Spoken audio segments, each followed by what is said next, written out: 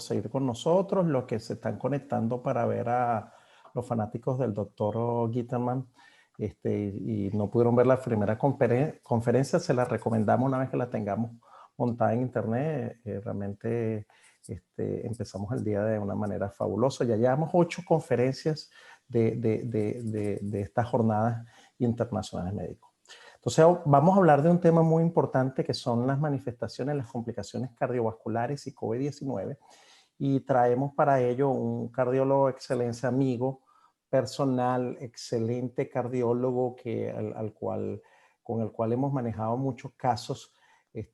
Junto, él hizo medicina interna y cardiología invasiva en el Albert Einstein Medical Center en Nueva York, y después hizo una especialización en medicina vascular y endovascular en St. Elizabeth Medical Center en Boston. Está radicado en Miami trabajando con el sistema de Baptist y pertenece a una de las prácticas privadas de cardiología en el sur de la Florida, de las más grandes, o si no es la más grande, pues creo que la que era más grande que esa la compró el hospital, entonces siguen siendo prácticas privadas. Jaime, además de ser un cardiólogo espectacular y tener unas manos prodigiosas con una tasa de pocas complicaciones y muy querido por sus pacientes, además ha sido muy activo en educar a la comunidad en cuanto a estilos de vida saludables. Ha sido muy activo con un servicio público a la comunidad, y encima de eso además es un directivo de BAMA, del cual estamos muy orgullosos de contar con él.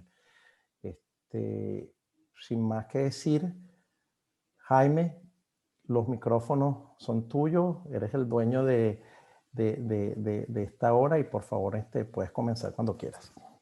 Hola, bueno, Gilberto, muchísimas gracias por la introducción. Gracias a todos por conectarse, y un especial agradecimiento a los organizadores de este evento, que ha estado impecable. Esperemos que se mantenga en el tiempo y podamos replicarlo por muchos años, y ojalá algún día podamos reunirnos todos juntos en un mismo lugar, y vernos la cara y no tenga que ser a distancia con un océano intermedio, ¿no? Sí, la verdad que es un placer. Como dijo Gilberto, soy cardiólogo intervencionista, y dentro de mis funciones, por supuesto, está tratar pacientes hospitalizados.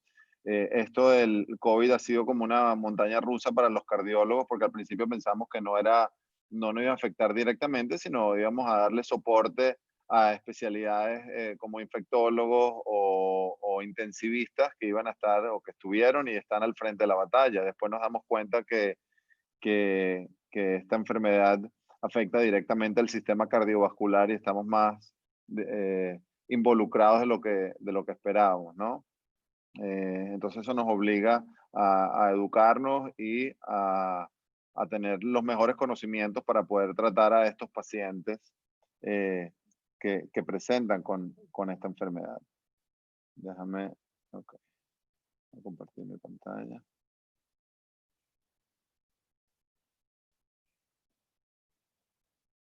Ok. No tengo ningún conflicto. Entonces, COVID llega a nuestras vidas en diciembre del 2019, y como ya lo hemos hablado repetidamente, es causado por el virus del SARS-CoV-2. Afecta a más de 30 países y es considerada una pandemia con alta morbilidad y mortalidad. Inicialmente, como dije, se presenta como una neumonía viral, y desde el principio algunos estudios ya empiezan a sugerir que un gran porcentaje de pacientes presentan con daño al miocardio. ¿Cómo identificamos ese daño al corazón? Principalmente con un cambio en la fracción de eyección y alteraciones en las enzimas cardíacas. No teníamos mucha idea al principio de qué hacer con esa elevación de las troponinas, cómo tratarlos, si llevar a los pacientes a hacerles cateterismo, si tratarlos médicamente. Y bueno, ha sido un aprendizaje bastante importante durante este año. Quiero llevar mi presentación a través de un caso clínico. Es un paciente el cual yo tuve la oportunidad de tratar, esto fue en junio o julio de este año. Entonces, un paciente de 71 años de edad con historia de hipertensión una diabetes tipo 2 no controlada, y ahí ven que tiene la hemoglobina glicosilada en 13%. También tiene historia de dislipidemia. No tiene antecedentes cardíacos, nunca había tenido un infarto, ni sabía de enfermedad coronaria, no fue fumador y tiene un índice de masa corporal de 29. Estaba tomando en la casa aspirina 81 miligramos, lisinopril de 20 miligramos, metformina de 500 2 veces al día y atorvastatina. Entonces ahí empiezan las primeras preguntas, ¿no? Tenemos un paciente con ciertos factores de riesgo. Los principales son una diabetes no controlada e hipertensión, y tiene sobrepeso, ¿no? Entonces esto ya y tiene 71 años de edad. Entonces esto ya lo hace un paciente de por sí de alto riesgo para cualquier condición, pero principalmente para COVID-19.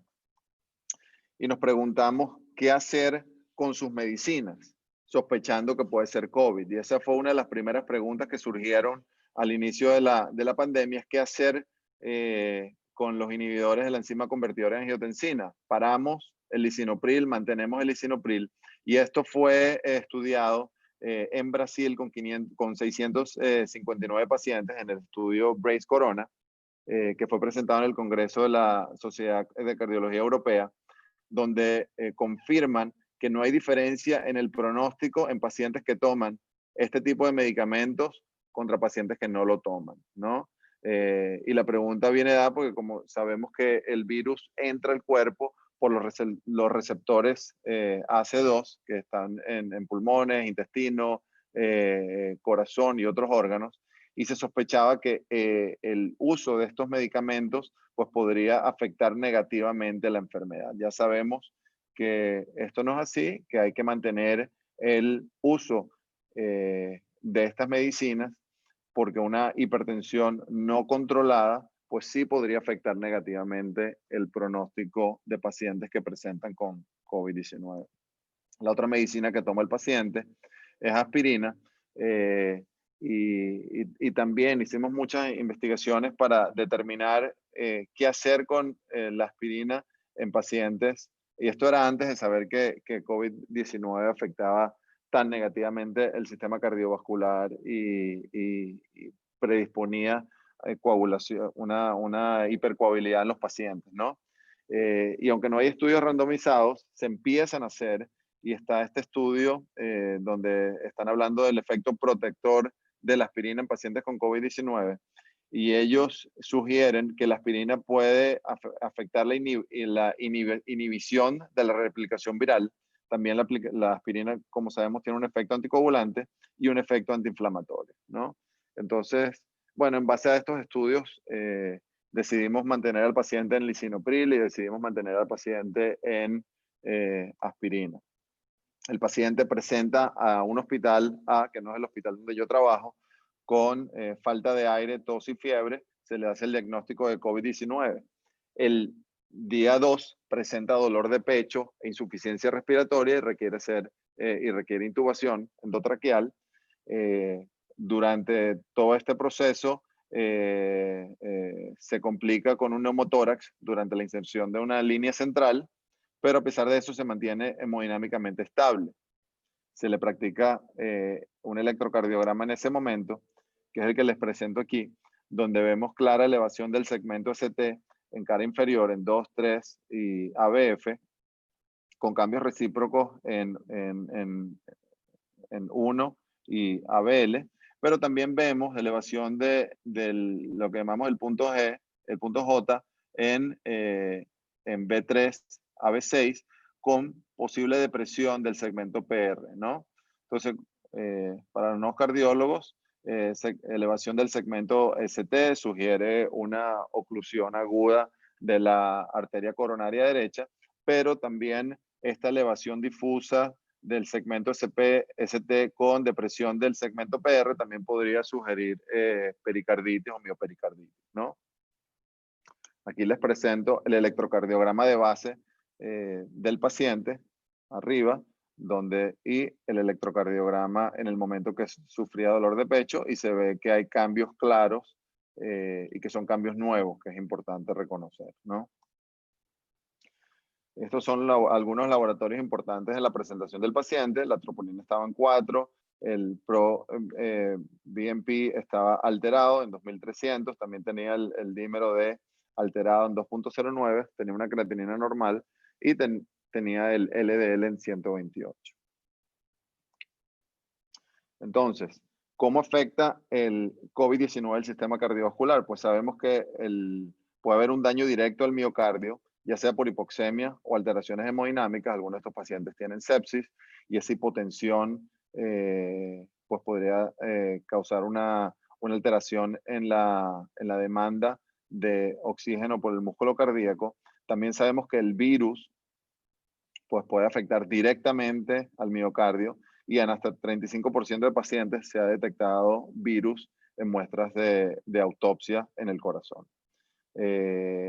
También hemos visto pacientes con lo que se llama Broken Heart Syndrome o síndrome del corazón partido, como dirían en España, o Takotsubo, que es una cardiomapatía por estrés, la cual es bastante típica y asemeja la forma de un pulpo, ¿no? Donde hay hipoquinesia o aquinesia del ápice del corazón y se mantiene una contracción normal en la base del corazón. También podría haber disfunción microvascular o trombosis y por la inflamación sistémica, especialmente en pacientes que presentan con tormenta de citoquinas, podría haber ruptura de placas. Entonces, tenemos este paciente con dolor de pecho, insuficiencia respiratoria intubada, elevación de las enzimas cardíacas y cambios en el electrocardiograma que sugieren que podría haber una oclusión aguda en alguna de las arterias coronarias, principalmente en la coronaria derecha, o una pericarditis por esos cambios difusos del segmento ST con depresión del segmento PR. Entonces, nosotros en ese momento nos analizamos cuáles podrían ser los diagnósticos diferenciales del paciente. El primero, por supuesto, es un infarto agudo del miocardio. Segundo, una miocarditis o pericarditis. Tercero, el síndrome del corazón partido, Broken Heart Syndrome.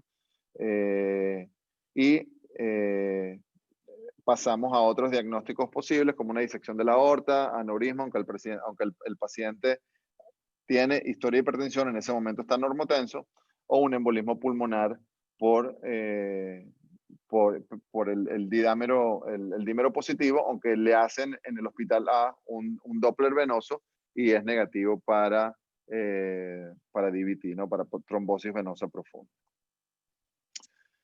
Sabemos también por estudios que se han hecho anterior a COVID que cualquier paciente que es hospitalizado con influenza o con neumonía tiene 6 veces más riesgo de sufrir eventos cardiovasculares agudos y este riesgo se mantiene no solamente durante la hospitalización, sino que se mantiene durante el año siguiente después que es dado de alta.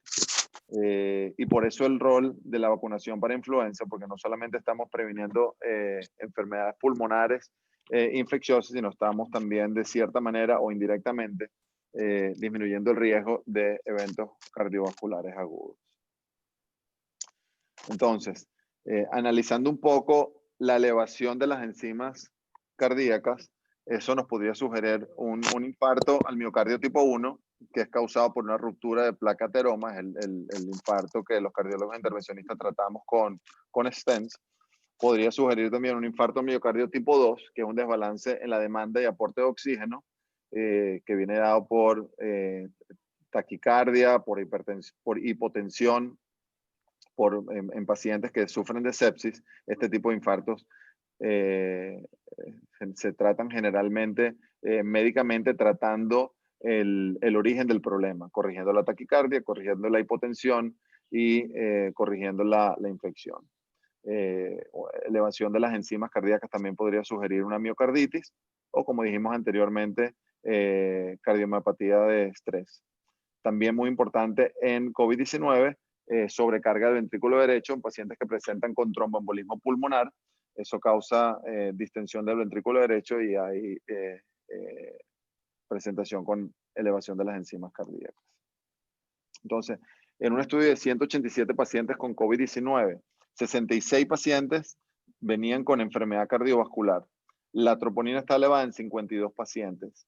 Y lo interesante de esto es que cuando analizamos la combinación de, de enfermedad cardiovascular de base y elevación de las troponinas, esa combinación nos habla de una mortalidad posible de casi del 70% cuando están las dos presentes, ¿no? Ahora bien, si solo hay elevación de las troponinas en pacientes que no tienen enfermedad cardiovascular, la mortalidad casi baja a la mitad, 37.5%. Enfermedad cardiovascular presente y troponinas negativas, la mortalidad es del 13%. Y negativos los dos, no enfermedad cardiovascular y troponinas negativas, la mortalidad podría ser del 7.6%. Y eso nos ayuda a estratificar a pacientes hospitalizados. Y ya sabemos que nuestro paciente no tenía enfermedad coronaria de base, que supiéramos, y ya vamos a ver los videos del angiograma. Entonces, asumiendo que no tiene, su mortalidad podría estar entre 37.5 y si lo tiene alrededor del 70%. Y mientras más elevadas son las enzimas cardíacas, pues también hay cierta correlación. Mientras más elevación, pues mayor es el riesgo y más mortalidad.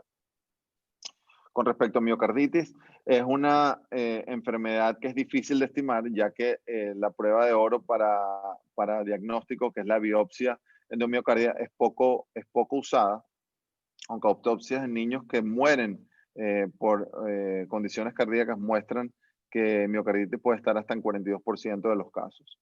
Casos leves generalmente mejoran y con tratamiento sintomático, pero 30% podrían avanzar a casos severos, y esto es debido a un daño directo del virus al miocardio. ¿Por qué pasa esto?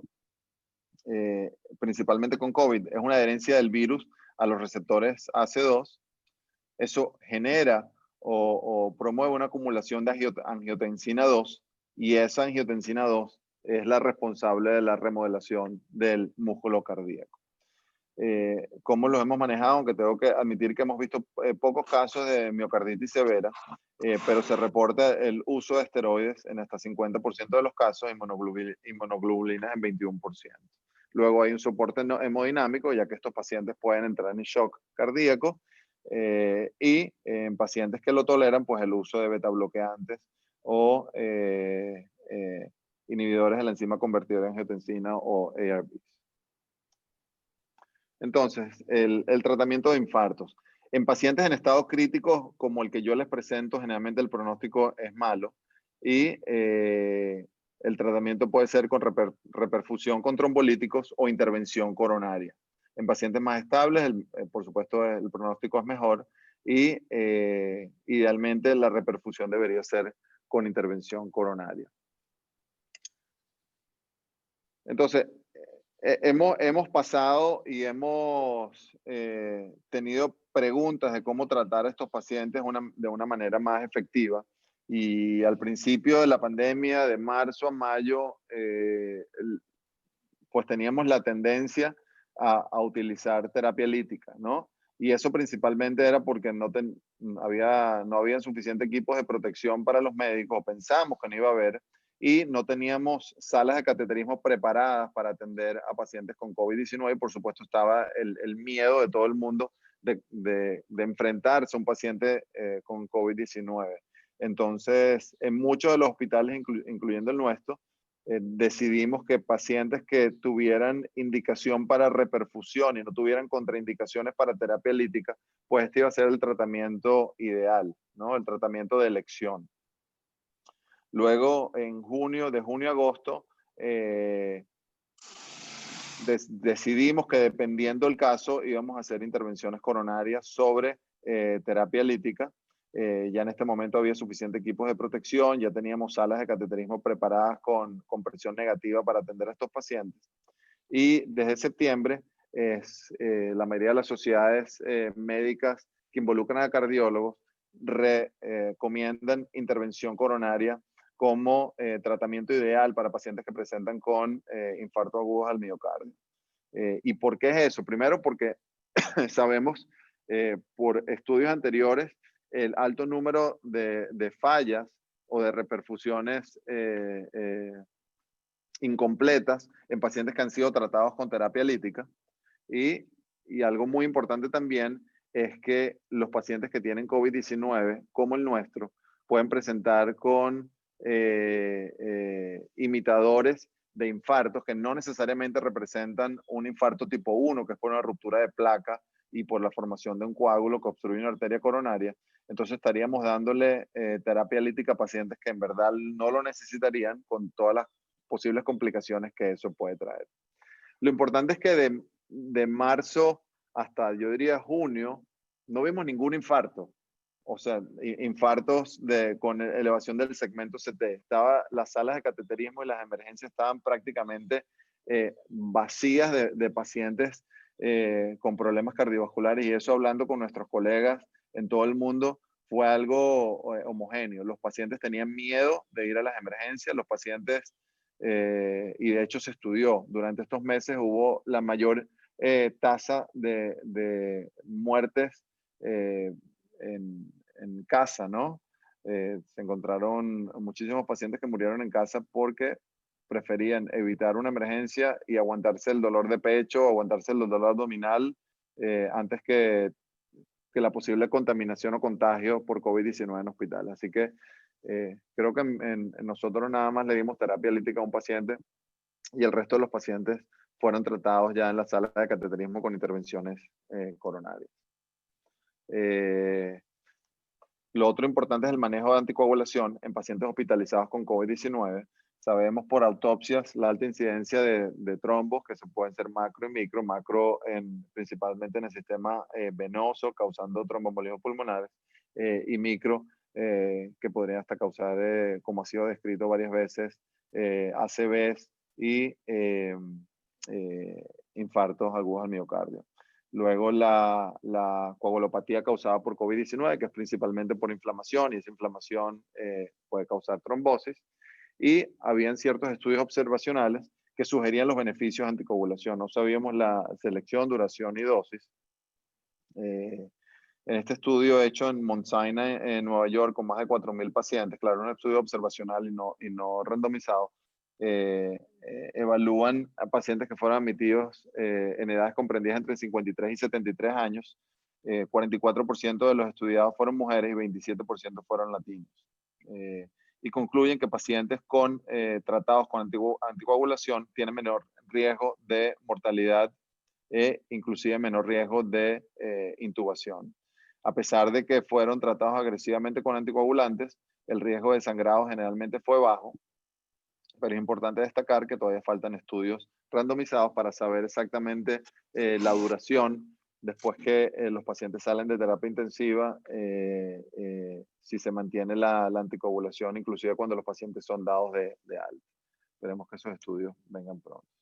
Entonces, volviendo a mi caso, esta encuesta que le hice a 10 cardiólogos, colegas míos, claro, ya en el momento la decisión fue completamente mía, pero después, de qué hacer con esta presentación, ¿no? Las preguntas eran hacerle angiograma, darle terapia lítica o terapia conservadora. 7 de los 10 cardiólogos que consulté sugirieron un angiograma coronario, 2 terapia lítica y 1 terapia conservadora. Pues sí, yo decidí hacer el cateterismo, y aquí les presento la angiografía coronaria, donde vemos, ¿se ve la manita esta o no? Ok. Entonces aquí vemos la descendiente anterior, que vemos enfermedad difusa en su parte. Déjame retroceder esto.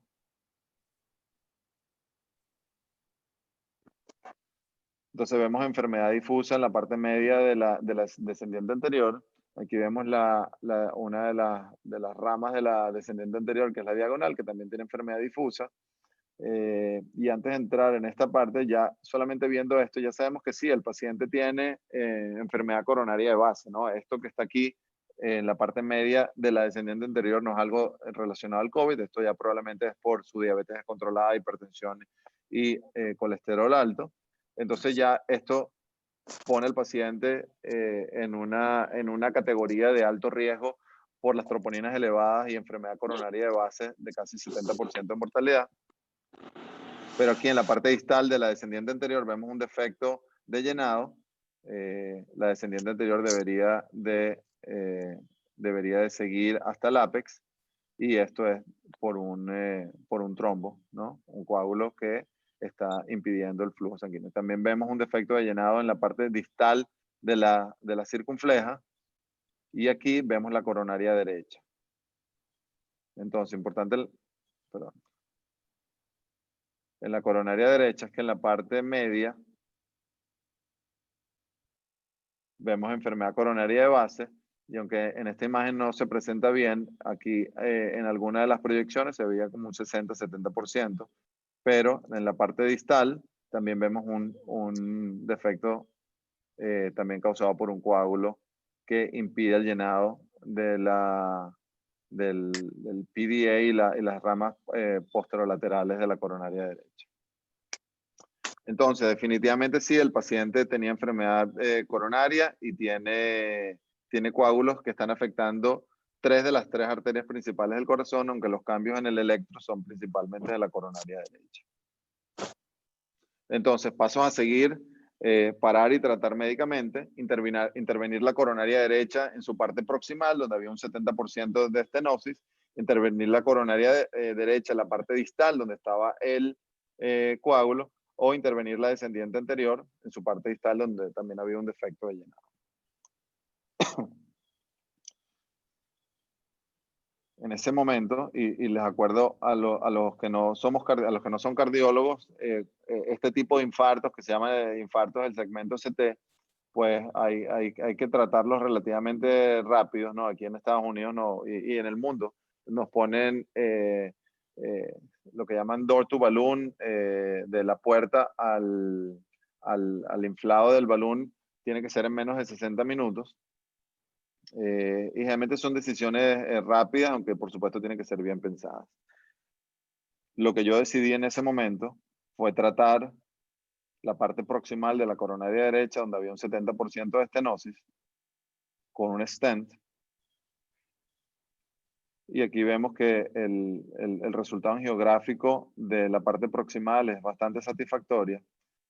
Yo, aunque no lo muestro aquí, con el alambre,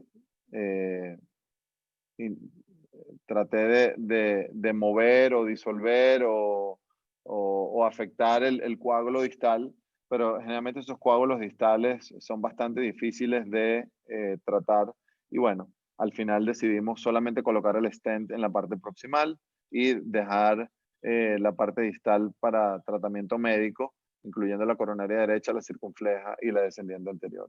Aquí les presento el ventriculograma que hice durante el cateterismo, y vemos que hay aquinesia del ápex y de la cara inferoapical del corazón. ¿Okay? El tratamiento post-intervención, traté al paciente en ese momento con aspirina de 325 miligramos, seguido por 81 miligramos el plan era diario. El Brilinta o ticagrelor de 180 miligramos como dosis de bolus, y después 90 miligramos 2 veces al día. Por los coágulos que se mantenían en la parte distal de las 3 arterias coronarias, decidí empezar el paciente con antagonistas de los receptores GP2B3A como integrilina, dosis altas de atorvastatina, y el paciente fue tratado también con remdesivir. Lamentablemente el paciente se descompensa hemodinámicamente. Al día siguiente se inician vasopresores, pero fallece en el día 3. Nos preguntamos cuáles pudieron haber sido las causas de muerte, y por supuesto lo primero que viene es la progresión natural de la enfermedad del paciente con una sepsis importante, con intubado, con una complicación de un neumotórax. Era lo que probablemente se hubiese esperado. Por supuesto, uno trata de hacer todo lo que puede. Lo otro que viene a la mente es trombosis del stent, arritmias o shock cardiogénico.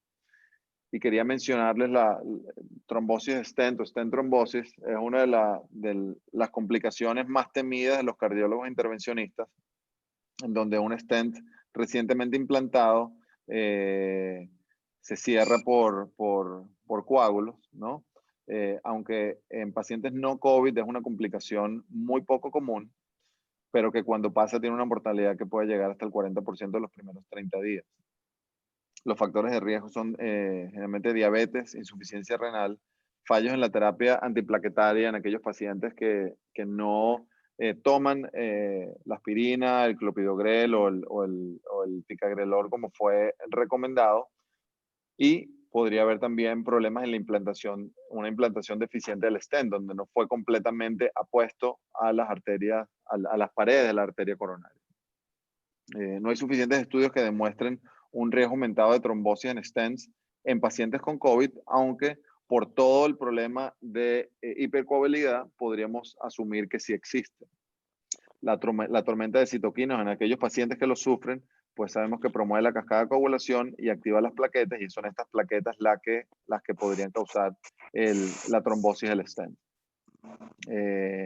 También hay interacción de los antiplaquetarios con agentes antivirales, como el lopinavir combinado con el ritonavir, entre otros. Aunque nuestro paciente no está tomando estos antivirales, en pacientes que sí lo toman hay que tener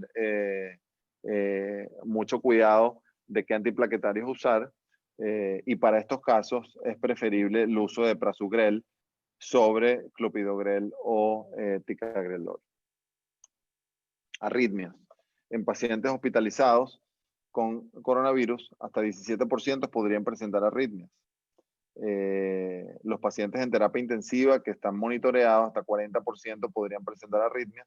Y eso se debe daño directo al miocardio, pacientes que presentan isquemia, hipoxemia o aumento de demanda.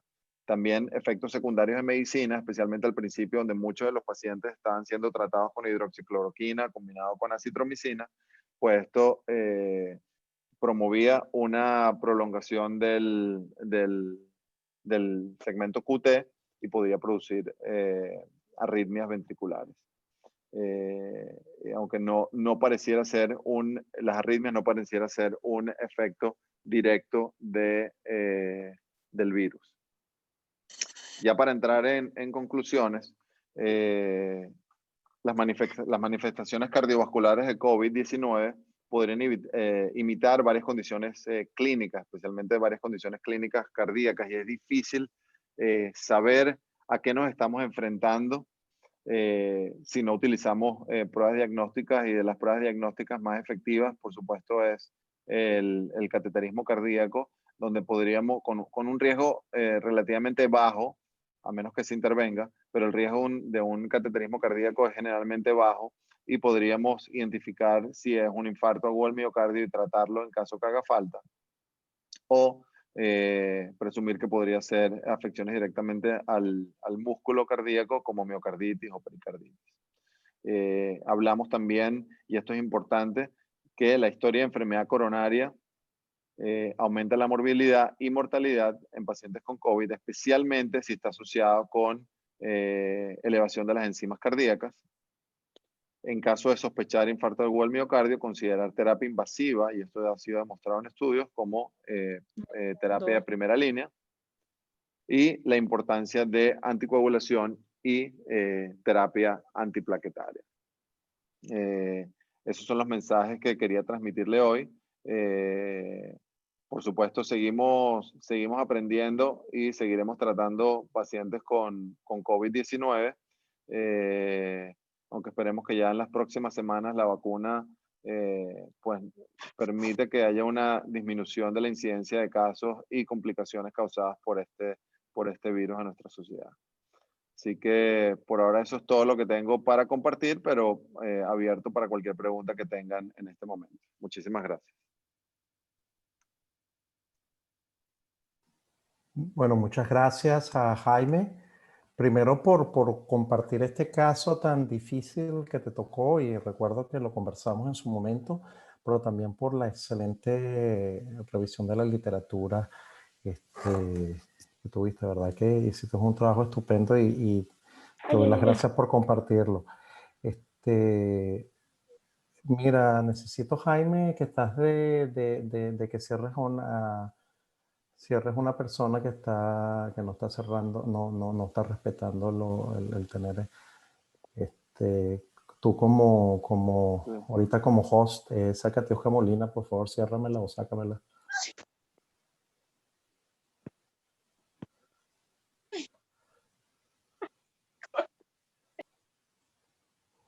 Ok. Bueno, mira, vamos a empezar nuestra discusión. Esa es una de mis fans. Sí, yo sé, pero entonces acá, mira, vamos a empezar por las preguntas, ¿no? Nos preguntan de si los pacientes que tienen, que están tomando aspirina y les da COVID, ¿deben incrementar la dosis de aspirina? ¿Deben mantener la misma dosis de aspirina?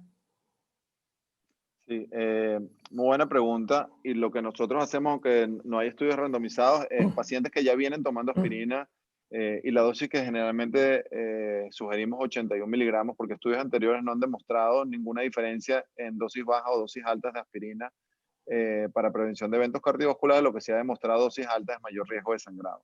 Entonces, mantenemos aspirina de 81 miligramos a los pacientes que ya vienen tomando esa dosis y no la aumentamos. Los pacientes que no están tomando aspirina y tienen COVID y están en casa con síntomas leves, no hay estudios que demuestren que el uso de aspirina podría prevenirlo, pero yo en pacientes míos de alto riesgo, aunque tengan síntomas leves, pero si son diabéticos yo sí los empiezo en aspirina, pero eso es algo personal.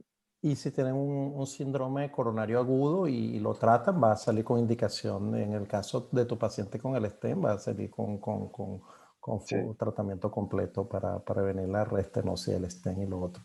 Y como bien exacto. comentaste, hay poco riesgo hemos visto poco riesgo de sangrado. Sí. Bueno, tu fan no dejó ninguna pregunta. Ajá.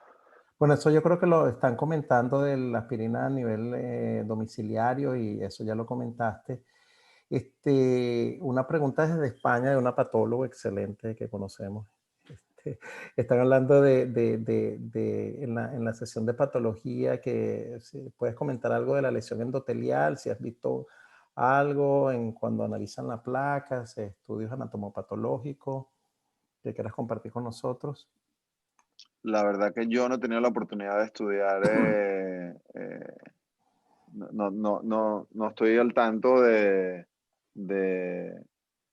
de cómo responder a esto, pero lo que generalmente pasa es una ruptura de la placa, del endotelio por estrés y al haber exposición de la placa, pues entonces hay acúmulo de plaquetas y toda la cascada de coagulación, ¿no? Lo que sí sabemos es que la tormenta de citoquinas podría eh, acelerar esta ruptura de placas coronarias y por ende la formación de un coágulo que podría llevar a la oclusión de la arteria coronaria. Rosa, si quieres hacer tú una pregunta directamente, te puedes conectar y hablar, porque yo creo que tienes un comentario en relación a lo que se ven en arteriografía. No sé si quieres. Sí, es que quería preguntarte, Jaime, porque, bueno, yo también hablaré un poco del respecto en mi sesión, pero yo no sé si en otras arteriografías que hayan hecho, que hayan visto lesiones parecidas a las que mostraste ahora, que definían daño de la arteria, pero que estuvieran asociadas al COVID. Bueno, lo que hemos visto es que, especialmente en niños, ¿no? Es que no necesariamente hay una oclusión aguda de la arteria coronaria, sino podrían haber formación de aneurismas o dilataciones en varios segmentos de la arteria coronaria, ¿no? Eh, como vasculitis. Eso sí se ve con cierta frecuencia, especialmente en niños.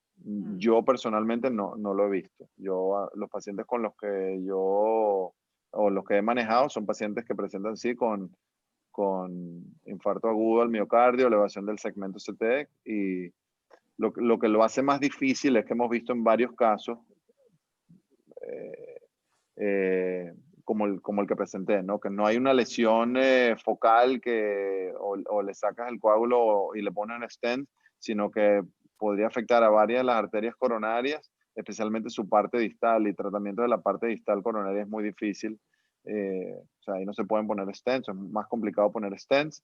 y el tratamiento es médico. Entonces, este caso que presenté fue bastante complicado porque habían varias arterias y yo viendo retrospectivamente creo que el stent que le puse en la parte proximal no iba a hacer ningún, o no hizo ningún, no tuvo ningún efecto positivo en ese momento, más bien creo que pudo haber aumentado el riesgo de stent trombosis o trombosis al stent que no sé, quizás también ayudó al lamentable fallecimiento del paciente. Pero bueno. Bueno, yo no me quiero hacer spoiler de mi presentación, pero tiene mucho que ver, obviamente, con esta parte que ustedes que has hablado tú ahora, con el sistema cardiovascular, y es que nosotros hemos visto realmente lesión endotelial sin inflamación. Entonces, eso también, pues ahora en mi presentación lo explicaré un poco cuál creo yo que es el mecanismo asociado a esto, que tengamos lesión de arteria, pero sin inflamación, que es una cosa contraria a lo que se ha estado describiendo en la mayoría de los artículos, ¿no? Pero bueno, ya en el momento de mi presentación ya contaré un poquito más al respecto. Gracias, Jaime. No, gracias a Excelente. ti. Excelente. Bueno, una de las cosas importantes, Jaime, de tu presentación es que la presencia de COVID no nos puede excluir de lo que es el tratamiento estándar para el manejo del infarto del miocardio. O sea, la presencia de COVID no puede hacer que cambiemos la manera como hacemos medicina, y si sabemos que la intervención coronaria está indicada en sobrevida, en mejorar la calidad de vida y disminuir la mortalidad, se debe hacer con todas las medidas de precaución de equipos de protección personal. Y eso no solamente lo aplicamos para esto, sino para cualquier otra intervención al paciente. El paciente que se presente con un cuadro abdominal agudo y requiera ser intervenido, debe ser intervenido. Para eso es que existen los equipos de protección personal. Bueno, mira, Jaime, excelente presentación. La otra cosa que te quería preguntar es si podías hacer un comentario del impacto indirecto de la pandemia. O sea, hemos hablado mucho de los casos y de las complicaciones del virus per se, pero algo que lo comentaste, pero que quisiera ver si se podías comentar un poco más, ese efecto de la gente de no ir a visitar el médico por el temor a agarrar el COVID y la enfermedad, o presenta síntomas y no ir al hospital, porque el hospital es un sitio donde se puede contaminar de COVID, y entonces puedan tener un infarto coronario agudo, o tú que eres vascular periférico también, que tenga un problema en la pierna con circulatorio y lo dejen evolucionar o sea, entonces ese es el efecto indirecto de la pandemia. No sé si quieres comentar algo de eso en tu experiencia. Sí, bueno, lo vimos muy claramente al principio de la pandemia. Ya en estos momentos ha disminuido bastante. Los pacientes ya entienden que los hospitales, por lo menos los hospitales donde nosotros trabajamos, están bien protegidos. El uso de pruebas diagnósticas hacen que sepamos o tengamos una mejor claridad de quiénes tienen COVID y quiénes no tienen COVID, ¿no? Pero al principio sí, los pacientes, como dije, era como que por arte de magia todos los infartos desaparecieron. No atendimos, creo que atendimos uno solo, pero las guardias estaban completamente vacías.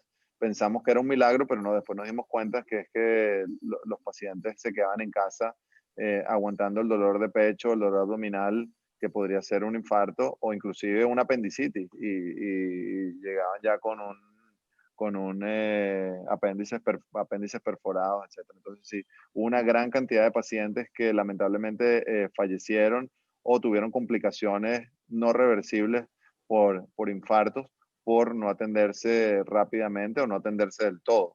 También hubo pacientes que ni siquiera salían a la farmacia. Entonces, pacientes que llegaban con crisis hipertensivas, con diabetes descontrolada, con el colesterol descontrolado por el miedo tan grande que tenían de salir de casa, inclusive a ir a una farmacia. También efectos indirectos es la mala alimentación. Los que tenían la posibilidad pues pedían mucho delivery, y ya sabemos que la calidad de comida enviadas a casa no son necesariamente la misma con las que uno puede cocinar en casa. Entonces sí, hubo muchos efectos indirectos del COVID que trajeron complicaciones muy graves, especialmente en pacientes de alto riesgo. Me alegro que eso ya esté cambiando, que bueno, tendremos que ver ahorita con este nuevo pico cómo se comporta la sociedad, si decide ir al médico o si prefiere quedarse en casa. No, bueno, y otra cosa importante en nuestros hospitales es que estamos asumiendo que cualquier persona que venga puede ser un portador asintomático y estamos tomando las previsiones del caso hasta que estamos seguros de que no tiene la enfermedad, y el uso universal de máscara para pacientes y personal de salud. No solamente el personal de salud en la interacción con sus pacientes, sino en interacción con otros colegas y otros miembros del equipo de salud para evitar la transmisión no de los pacientes, sino entre los sanitarios. Bueno, excelente la invitación. Esto continúa. Recuerden que vamos a venir con Argentina en 15 minutos a las 9 de la mañana hora de Perú